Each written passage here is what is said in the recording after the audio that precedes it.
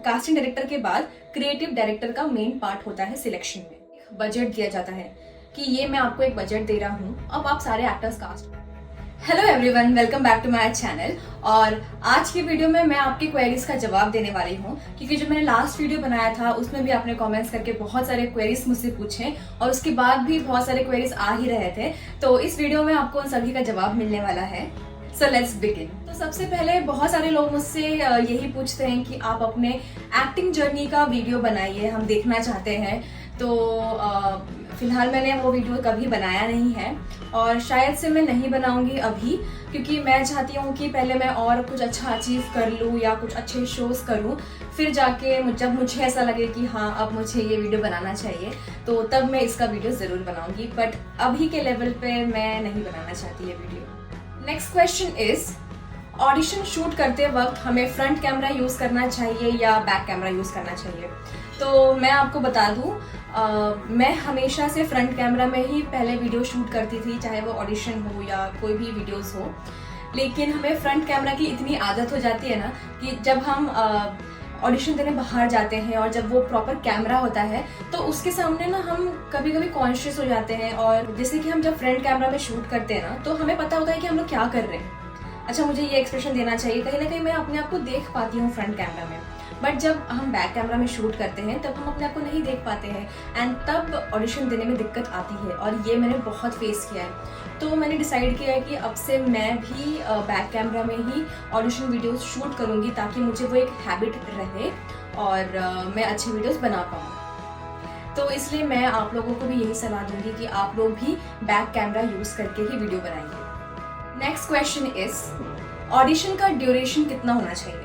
या जब भी आप ऑडिशन शूट कर रहे हो, मोनोलॉग्स बना रहे हो या स्क्रिप्ट पे प्रैक्टिस कर रहे हो तो हमें कितने मिनट का वीडियो शूट करना चाहिए? तो मैक्सिमम आपको 1 मिनट का वीडियो बनाकर रखना है, क्योंकि इन्हीं 1 मिनट के अंदर समझ में आता है कि एक आर्टिस्ट कैसा है, वो कैसी एक्टिंग कर सकता है। तो 1 से ज़्यादा मिनट का होगा तो कोई देखेगा भी नहीं, तो इसलिए 1 मिनट का वीडियो प्रॉपर होना चाहिए। सो लाइक 40 to 60 सेकेंड्स का वीडियो हो तो बेटर है। So next question is, audition के टाइम MC सर के पास क्या शॉर्ट फॉर्म लिखा है, that is Mukesh Chhabra. So audition के टाइम मुकेश छाबड़ा सर के पास पोर्टफोलियो पिक्स भी लेकर जाना होता है क्या? देखो वो ज़माना गया जब आपको कास्टिंग डायरेक्टर के पास अपने पोर्टफोलियोज लेके जाने होते थे, तो अभी फ़िलहाल ऐसा नहीं है। ऑडिशन के वक्त सिर्फ आप ही को जाना है और अपना इंट्रो और ऑडिशन देकर आना है, पोर्टफोलियो पिक्चर्स नहीं मंगवाते हैं। नाउ नेक्स्ट क्वेश्चन इज, हम दूसरे सिटी से ऑडिशन सेंड करते हैं तो क्या हमें लीड या फिर 2 से 3 मंथ तक के लिए कास्ट कर सकते हैं, या फिर ऑनलाइन ऑडिशन से हमें सिर्फ 1 या 2 डेज का ही वर्क मिलता है? तो देखो, अगर आप दूसरे सिटी में रहते हो तो थोड़ा नहीं, बहुत ही प्रॉब्लम होगा आप लोगों को, क्योंकि अगर आप कंटिन्यूटी काम एक्सपेक्ट कर रहे हो तो आपको यस मुंबई में ही रहना चाहिए। और अगर आप फिर भी कहीं दूसरे सिटी में रहते हो और अगर आपको 1 डे या 2 डे के लिए भी अप्लाई कर रहे हो तो आप ही को अपना ट्रैवल मैनेज करना है, कोई ट्रैवलिंग फीस नहीं देगा आपको। तो और आप 1 दिन में तुरंत आ सकते हो दूसरे सिटी से तो ही आप अप्लाई करो, वरना फालतू में आप ही का नाम खराब होगा और आगे आपको कोई काम नहीं देगा। स्पेशली एक्टर्स को तभी चुनते हैं जब वो सेट के नियर बाय या थोड़े 1-2 घंटे की दूरी पर रहते हैं, तो दूर के लोगों को प्रेफर नहीं किया जाता है। सो नेक्स्ट क्वेश्चन इज, अगर हमारी एक्टिंग अच्छी हो तो क्या हमें फिर भी एक्टिंग क्लास ज्वाइन करना चाहिए या नहीं? तो देखो, अगर आपकी एक्टिंग सच में बहुत अच्छी है तो फिलहाल के लिए एक्टिंग क्लास लगाने की ज़रूरत नहीं है, ठीक है। अगर बिना क्लास लगाए अगर आप उतनी अच्छी एक्टिंग कर सकते हो, आपका सिलेक्शन होता है तो दैट्स वेल एंड गुड। आप जब ऑन सेट जाते हो तब आप बहुत सारा लर्निंग ले लेते हो, मतलब मैक्सिमम लर्निंग आपकी ऑन फील्ड काम करके ही होती है, ठीक है। तो ज़रूरी नहीं है कि आप एक्टिंग क्लास ज्वाइन करो, बट अगर फिर भी आपको लगे कि हाँ मुझे और अच्छा सीखना है और बेहतर सीखना है तो आप ज़रूर एक्टिंग क्लास ज्वाइन करके मेन ट्रेनिंग ले सकते हो। Next question is, work link कैसे बनाएं? देखो, वर्क लिंक कभी कभी मांगा जाता है जब आप कंटिन्यूटी काम करते हो, तो आप क्या कर सकते हो, अगर आपने अच्छा कैरेक्टर प्ले किया है किसी भी मूवीज हो या टेलीविजन हो, तो आप वो चीज़ रिकॉर्ड कर सकते हो। बेसिकली देखो क्या होता है ना, अगर आप ऑनलाइन देख रहे हो चीज़ें तो आप स्क्रीन रिकॉर्डिंग नहीं कर पाते हो क्योंकि वो रिस्ट्रिक्शंस होते हैं। तो आप कैसे अपना सेव कर सकते हो? तो देखो मैं क्या करती हूँ, मैं मोबाइल पर ही प्ले करती हूँ और दूसरे फ़ोन से रिकॉर्ड करती हूँ। ठीक है, तो ऐसे रिकॉर्ड करके मैं अपना वर्क लिंक बना लेती हूँ। मतलब जितने मेरे सीन्स हैं सिर्फ मैं मेरे पार्ट्स ही रखती हूँ, सामने वाले की लाइंस नहीं रखती हूँ, सिर्फ मैं मेरे पार्ट्स ही रखती हूँ।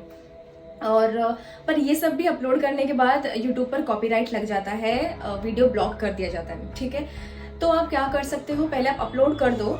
अगर इन केस वो वीडियो ब्लॉक होता है ऑनलाइन, तो आप अपने गूगल ड्राइव पे वो लिंक बना के रखो या अपने फ़ोन में वो लिंक बना के रखो, मतलब एक फोल्डर में बना के रखो। और जब भी कोई आपसे वर्क लिंक मांगे तो वहाँ से वो लिंक सेंड कर सकते हो। मोस्टली जब हम 1 या 2 डे का काम करते हैं ना, उसमें कभी कभार ही अच्छा कैरेक्टर होता है हमारा। अच्छा कैरेक्टर इन द सेंस कि हमारे लाइंस होते हैं। ठीक है, लाइक 1 डे 2 डे में कभी कभी आपकी लाइंस भी नहीं होती है, या अगर लाइंस हुई तो सिर्फ पूरे एपिसोड में 1 लाइन, तो आप उस चीज़ का वर्क लिंक नहीं बना सकते हो जब तक आप कुछ अच्छा कैमियो ना करो। कैमियो मतलब 4-5 दिन का अच्छा कैरेक्टर ना हो जिसमें डायलॉग्स अच्छे अच्छे हो, वैसा कैरेक्टर होगा ना तो ही आपका वर्क लिंक बन सकता है, वरना वर्क लिंक नहीं बनता है। सो नेक्स्ट क्वेश्चन इज, और ये बहुत सारे क्वेश्चंस हैं, मतलब 4 क्वेश्चंस हैं फिलहाल मेरे पास, बट बहुत ही इंटरेस्टिंग क्वेश्चन है, आपको भी जानने चाहिए। सो ये क्वेश्चंस है फ्रॉम सर्वेश, और पहला क्वेश्चन है इनका, स्क्रिप्ट के अकॉर्डिंग एक्टर्स को कास्ट किया जाता है या कास्टिंग डायरेक्टर अपने हिसाब से एक्टर्स को कास्ट करते हैं, या प्रोड्यूसर का इन्वॉल्वमेंट होता है, या प्रोड्यूसर एक्टर्स को कास्ट करते हैं? बहुत ही इंटरेस्टिंग क्वेश्चन था ये। तो मैं बता दूं अपने हिसाब से, कास्टिंग डायरेक्टर अपने हिसाब से एक्टर्स को कास्ट नहीं कर सकते हैं। तो कास्टिंग डायरेक्टर के बहुत सारे दोस्त ही क्यों ना हो जो एक्टिंग इंडस्ट्री में होंगे, बट वो अपने चॉइस से किसी को कास्ट नहीं कर सकते। उस कैरेक्टर की रिक्वायरमेंट क्या है, तो उस हिसाब से एक्टर्स को कास्ट किया जाता है। तो ये था जवाब। और प्रोड्यूसर का इन्वॉल्वमेंट होता है क्या कास्टिंग में? सो देखो, जो लीड्स की बात होती है ना, जब एकदम मेन लीड जो होता है, तो पहले क्या होता है कि नॉर्मल ऑडिशन दिया जाता है, शॉर्टलिस्ट होते होते होते होते बाद में प्रोड्यूसर का इन्वॉल्वमेंट होता है कि हाँ ये आर्टिस्ट है मेरी, इसको सिलेक्ट करना है या नहीं करना है, तो प्रोड्यूसर भी इन्वॉल्व होता है, बट वो लास्ट में। अगर हम डेली कास्टिंग की बात करें तो उसमें बिल्कुल भी नहीं होता है, उसमें सिर्फ कास्टिंग डायरेक्टर का पार्ट होता है, और वो जो फाइनल ऑप्शन सिलेक्ट करता है वो जो सीरियल के क्रिएटिव डायरेक्टर है उनको भेजा जाता है। तो क्रिएटिव सिलेक्ट करते हैं कि हाँ ठीक है ये अच्छे एक्टर्स हैं, आप इनको बुला लो। तो कास्टिंग डायरेक्टर के बाद क्रिएटिव डायरेक्टर का मेन पार्ट होता है सिलेक्शन में। ये फर्स्ट क्वेश्चन हो गया। सेकंड क्वेश्चन इज, एक्टर्स को कितना पैसा पे करना है, ये प्रोड्यूसर ट्राई करते हैं या एक्टर्स खुद अपनी पॉपुलैरिटी के अकॉर्डिंग अपना पैसा तय करते हैं? राइट। तो देखो, अगर एक पॉपुलर एक्टर है, उसने बहुत अच्छे अच्छे काम किए हैं, उसने लीड्स किए हुए हैं, तो दोनों जगह से बजटिंग होती है। वो खुद भी अपना पैसा रखता है कि भाई मेरे को इतना पेमेंट चाहिए। अगर प्रोड्यूसर के हाथ में हुआ तो वो पे करेगा उतना। और रही बाकी एक्टर्स की पे की बात करूँ, तो कास्टिंग डायरेक्टर को एक बजट दिया जाता है कि ये मैं आपको एक बजट दे रहा हूँ, अब आप सारे एक्टर्स कास्ट करो, तो ये बजट में होना चाहिए सब कुछ। तो कास्टिंग डायरेक्टर भी हर एक्टर को अलग अलग पेमेंट में लॉक करते हैं, तो ये भी सीन होता है। नेक्स्ट क्वेश्चन इज, एक्टर्स को सच में पर एपिसोड के मिलते हैं आई थिंक पैसे, या स्क्रीन टाइम के अकॉर्डिंग? ये इसलिए पूछ रहा हूँ क्योंकि के शो में काफी सारे एक्टर्स होते हैं। ओके, कुछ साइड एक्टर्स को कम लाइन बोलने दी जाती है, स्क्रीन टाइम कम मिलता है, सिर्फ 1-2 डायलॉग से फिक्स अमाउंट देते हैं। ओके। तो देखो, एक्टर्स को पेमेंट पर एपिसोड मिलता है। पर एपिसोड का मेरा मतलब है पर डे मिलता है, ठीक है।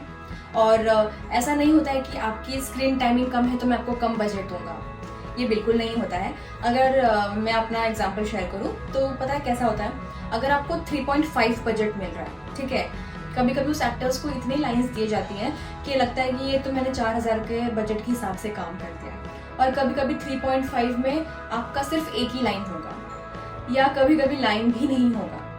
तो ऐसा नहीं होता है कि स्क्रीन टाइम कितना है वैसा पेमेंट मिलेगा, पर डे का पेमेंट फिक्स होता है।